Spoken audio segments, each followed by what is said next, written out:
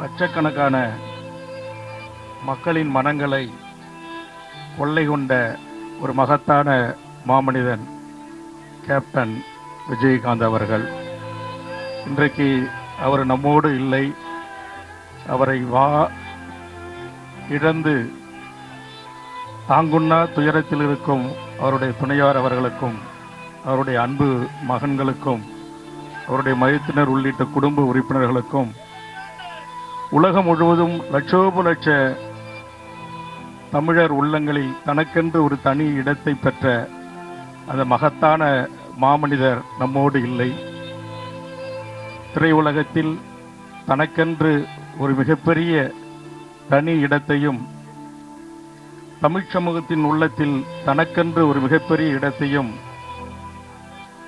உருவாக்கிவிட்டு இன்றைக்கு கேப்டன் அவர்கள் நம்மை விட்டு பிரிந்திருக்கிறார். உலகம் முழுவதும் தமிழர்கள் அவருக்காக கண்ணீரஞ்சலி செலுத்தி வருகிறார்கள்.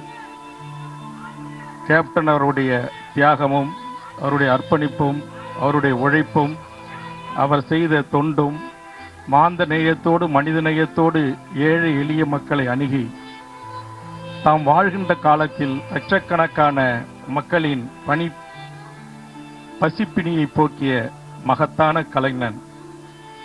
அவர் புகழும் அவருடைய இந்த அரவணைப்பும், எல்லாரிடத்திலும் அவர் செலுத்திய அன்பும் காலத்தால் அழியாத ஒரு மிகப்பெரிய இடத்தை தன் வாழ்நாளில் பெற்ற கேப்டன் அவர்கள்.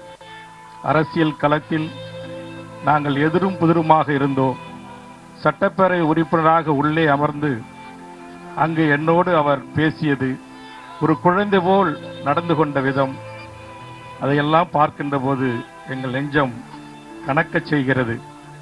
கேப்டன் அவர்கள் உடல்நிலை பாதிக்கப்பட்ட தருணத்திலிருந்து அவருடைய துணைவியார் பிரேமலதா விஜயகாந்த் அவர்கள் அவரை ஒரு குழந்தை போல் பார்த்து கொண்ட ஒரு மகத்தான ஒரு தாயாக அவர் எவ்வளவோ முயற்சிகளை மேற்கொண்டும் இயற்கை நம்மிடமிருந்து கேப்டன் அவர்களை பிரித்து கொண்டிருக்கிறது.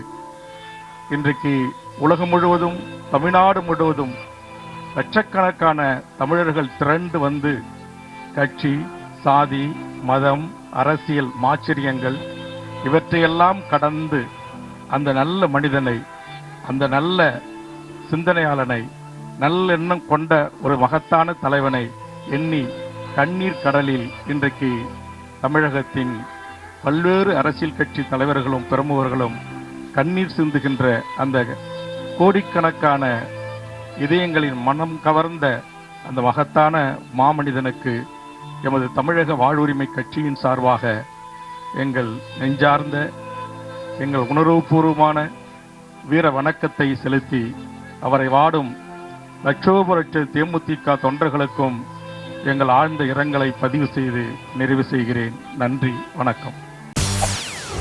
செய்திகளை உடனுக்குடன் தெரிந்து கொள்ள உடனே சப்ஸ்கிரைப் பண்ணுங்க.